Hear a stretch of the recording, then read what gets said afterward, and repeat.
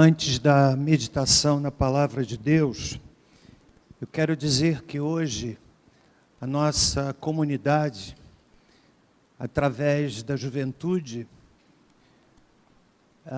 preparou aqueles cartões que vários irmãos e irmãs escreveram, que foram doados, foram entregues, melhor dizendo, ali na Santa Casa, um pequeno mimo para os funcionários, para os enfermos, e certamente que foi uma atitude muito linda de trazer esperança num tempo em que as pessoas estão sendo consumidas pelo desespero, pelo medo, pela gravidade da doença que tem deixado de ser número e tem se tornado nome, e que cada vez mais vai se aproximando de nós.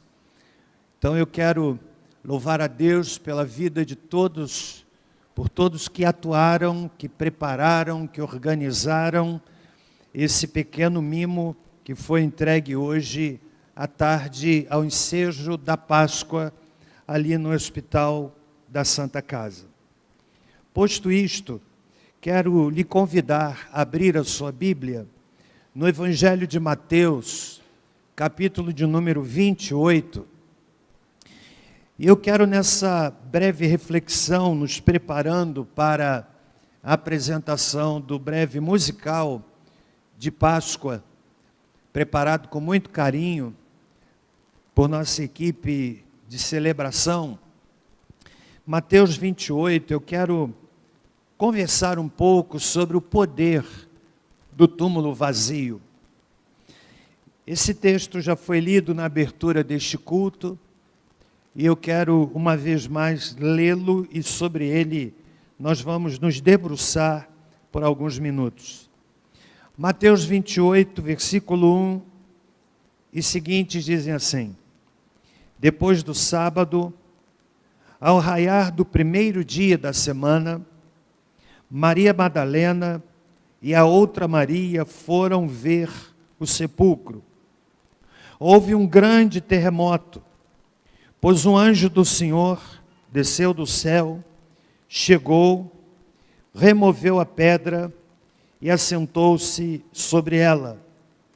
O seu aspecto era como um relâmpago, e a sua veste branca como a neve.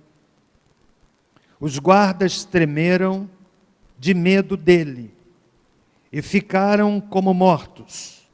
Mas o anjo, dirigindo-se às mulheres, disse: Não tenhas medo, pois eu sei que buscais a Jesus que foi crucificado.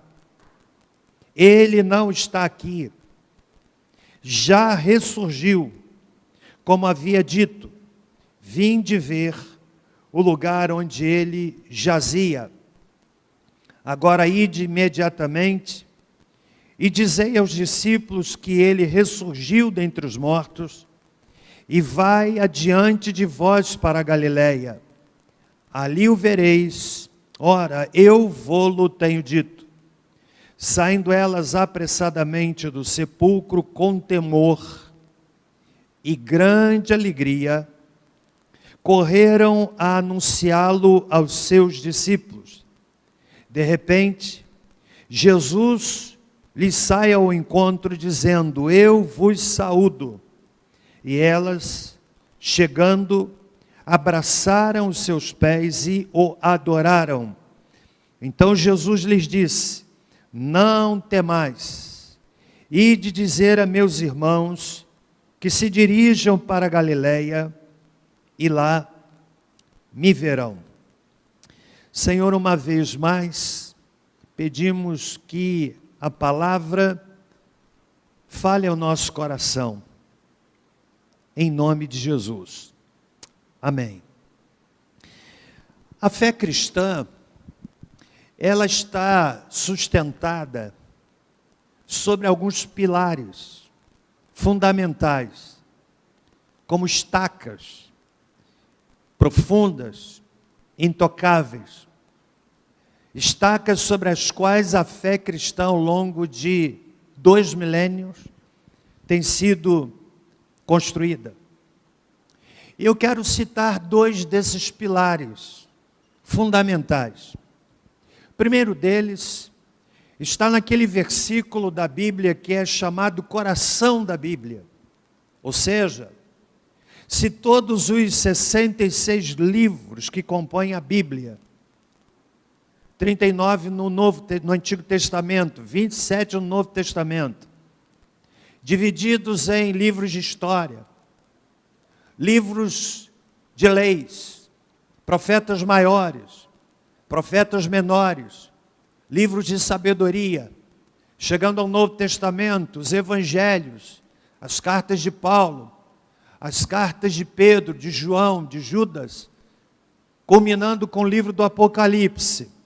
Se todos esses livros desaparecessem, mas o versículo 16 do Evangelho de João permanecesse, ainda assim, todo o espírito da Bíblia estaria preservado. E o que é que está dito lá no Evangelho de João, que se constitui nessa fundamental estaca de sustentação da fé cristã? Lá está dito assim: porque Deus amou ao mundo de tal maneira que deu seu Filho unigênito, para que todo aquele que nele crê não pereça, mas tenha a vida eterna. São palavras do Senhor Jesus, ditas a um teólogo chamado Nicodemos, que, impressionado e incomodado com os sinais que Jesus fazia, fazendo uma correlação, uma análise, uma observação desses sinais como sendo sinais indicadores do Messias prometido por Deus, na calada da noite, Nicodemos se aproxima de Jesus. Jesus tem a oportunidade de dizer a ele e falar para ele sobre o novo nascimento. Necessário é nascer de novo. E no contexto desse diálogo, o Senhor Jesus então coloca esta estaca fundamental da fé cristã. Deus amou o mundo. Mundo na Bíblia tem vários sentidos. Mundo na Bíblia é visto como a natureza, como o céu estrelado, como as montanhas, os mares, as flores, as árvores. É nesse sentido que o salmista diz que do Senhor é a terra e a sua plenitude, o mundo e aqueles que nele habitam. Mas eu quero lhe dizer que não é nesse sentido que o Senhor Jesus está falando de mundo. Há uma segunda forma de percebermos o que é que a Bíblia fala quando ela se refere a mundo. Mundo tem a ver com as estruturas corrompidas, pervadidas pelo pecado, de disputas, de maldade, de ações ruins dos seres humanos, capazes de atos de extrema malignidade. É nesse sentido, por exemplo, que João, na primeira epístola, no capítulo 2, ele diz assim: não ameis o mundo, nem aquilo que no mundo há. Se alguém ama o mundo, o amor do Pai não está nele.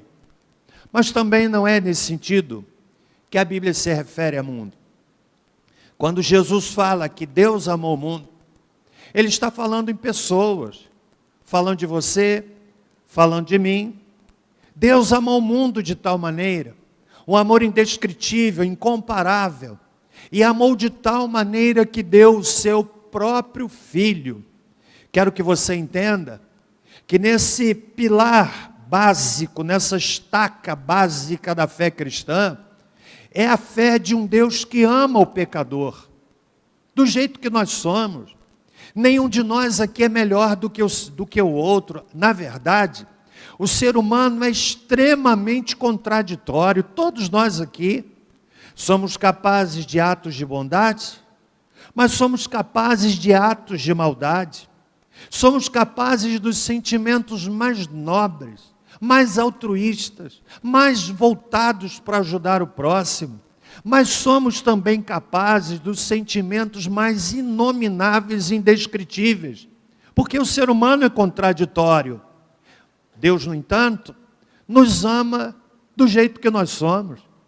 E amou de tal maneira, esta expressão utilizada pelo Senhor Jesus Cristo significa dizer que não há qualquer parâmetro, não há qualquer forma, não há como mensurar, não há como medir, não há como dimensionar o amor que Deus tem para conosco.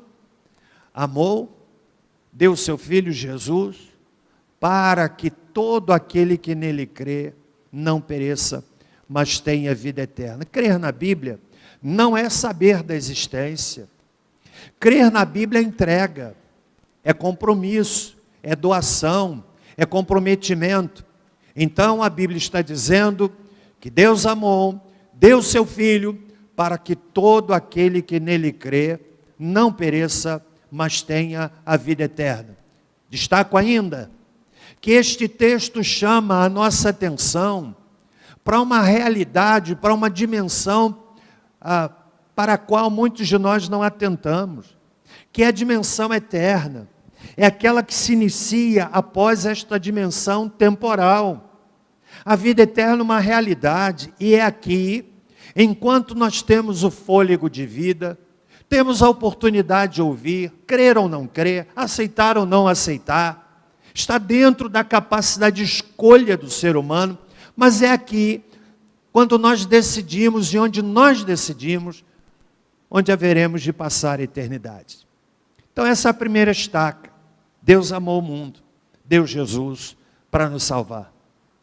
Mas há uma segunda estaca, fundamental, que é exatamente esta que lemos no texto do Evangelho de Mateus, capítulo de número 28. Que fala sobre a ressurreição de Jesus. Domingo de Páscoa, hoje pela manhã falávamos sobre isto, é a celebração da ressurreição de Cristo. Significa dizer que nós não adoramos a um defunto. A cruz está vazia, por uma razão absolutamente simples. Jesus, que esteve na cruz e nela foi morto, levado à sepultura, mas ao terceiro dia ele ressuscitou. A igreja não adora uma memória, a igreja não adora uma ficção, mas ela adora e celebra aquele que viveu, morreu na cruz, foi levado a uma sepultura e ao terceiro dia ressuscitou. A ressurreição, a cruz sem a ressurreição, faria da fé cristã uma fé sem sentido. Continuaríamos sem esperança. No entanto, a Bíblia nos informa, todos os evangelistas falam sobre isto. O apóstolo Paulo fala sobre a ressurreição de Cristo. Significa dizer que esta segunda estaca, este segundo pilar de sustentação da fé cristã, aponta para o fato de que nós podemos entregar a nossa vida a Cristo e podemos ter a segurança de que Ele ressuscitou e vivo está para todo sempre. Era de manhã cedo, bem cedo, ainda escuro, primeiro dia da semana. As mulheres foram ao túmulo e, em chegando lá, tiveram uma grande surpresa. O túmulo estava vazio. E diz o texto no versículo 2, que um anjo se apresentou e chegou para aquelas mulheres e removeu aquela pedra. O seu aspecto era como um relâmpago, a sua veste branca como a neve. E houve ali um espanto, houve ali um medo. E aquelas mulheres assustadas, cheias de medo, ouviram daquele anjo que lhes disse, no versículo 5, não tenhas medo, eu sei que buscais a Jesus que foi crucificado, Ele não está aqui, já ressuscitou. Meus irmãos, senhoras e senhores, essa é uma estaca extremamente importante e vital da fé cristã. Jesus ressuscitou. A Bíblia nos informa que ele foi visto por mais de 40 dias. Foi visto de uma só vez por mais de 500 pessoas. Esta informação está na primeira carta de Paulo aos Coríntios, no capítulo 15. O que faz do fato da ressurreição de Cristo, testemunhado por tanto tempo e por tantas pessoas, se torne um fato inquestionável. Não é uma hipótese, não é uma possibilidade. Jesus Cristo ressuscitou. Ele não está aqui, disse o anjo àquelas mulheres. E o que nós podemos aprender com esta verdade? Em primeiro lugar, a ressurreição de Cristo corrobora, confirma o cumprimento da palavra de Deus.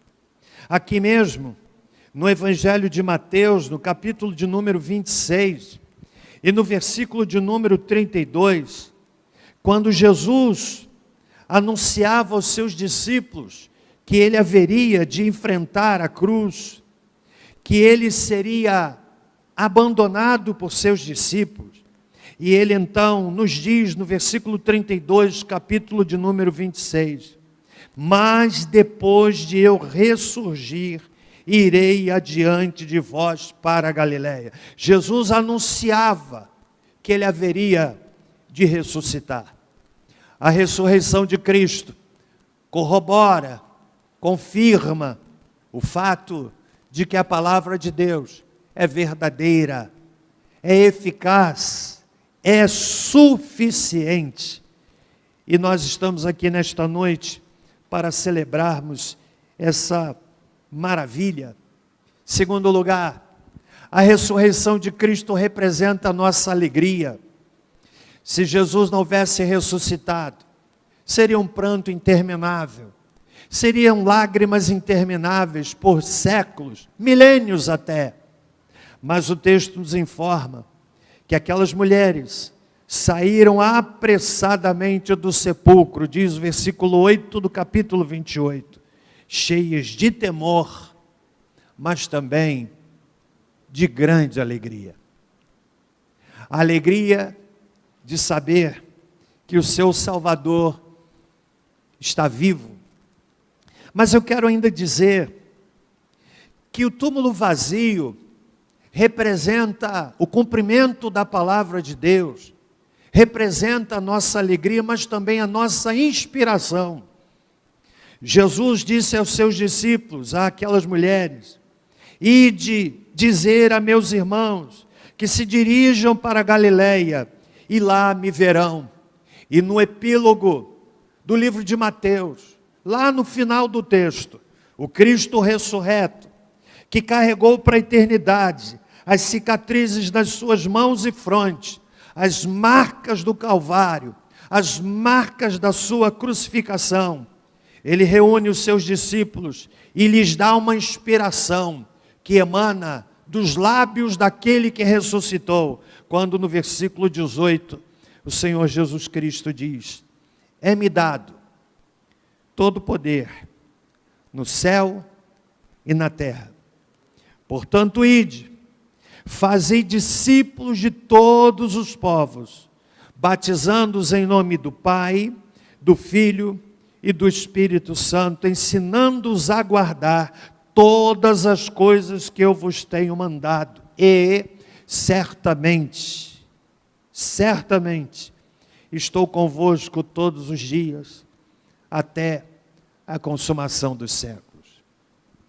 O que tem inspirado ao longo dos séculos missionários, o que tem inspirado homens e mulheres, a doação das suas vidas, o que tem inspirado os mártires do passado e os mártires do presente, aqueles, por exemplo, que no Oriente Médio estão pagando um elevadíssimo preço por conta da sua fé em Cristo, que são estados que são desafiados a negarem o nome de Jesus, que sabem que abraçar a fé cristã, que entregar a vida a Cristo, tornar-se um discípulo de Cristo, em muitos lugares do mundo, significa mais do que namorar a morte, significa a possibilidade real de enfrentar a morte por sua fé em Cristo Jesus. O que inspira essas pessoas?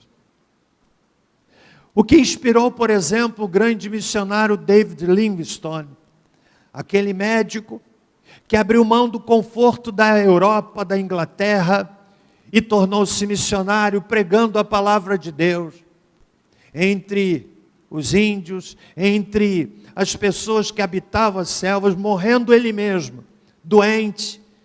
No entanto, sem qualquer murmúrio. O que inspirava esse homem, o que tem inspirado outros homens e mulheres, é a certeza de que aquele que lhes mandou pregar o Evangelho está vivo. Por isso, nesta noite, quando nos reunimos para este musical que será apresentado daqui a pouco, nós o fazemos na confiança de que Jesus Cristo está vivo, de que Ele veio ao mundo para salvar o pecador. Mas eu quero ainda, caminhando para o fim desta breve reflexão, dizer que ninguém é forçado a entregar o coração a Cristo. Na verdade, ninguém é obrigado a entregar o coração a Cristo. O expediente é a pregação da palavra. Jesus, ele bate a porta do coração do homem. Só você pode abrir o seu coração. Só você pode dizer: eu quero que Jesus entre na minha vida hoje. Lá no livro do Apocalipse, capítulo 3, verso 20, o Senhor Jesus está dizendo a uma igreja, a igreja de Laodiceia, mas o que ele disse àquela igreja vale para nós, se aplica para nós. Ele disse assim: eis que estou à porta e bato. Como é que ele bate? Bate de muitas maneiras. Para uns ele bate através de uma mensagem no rádio, na televisão. Para outros ele o faz através de uma literatura. Para outro através de uma canção. Para outros através de uma doença, de uma enfermidade. Ele bate. Mas ele disse assim: se alguém ouvir e abrir a porta, ele fez uma afirmação: eu entro. Eu entro. Só você, amigo, pode abrir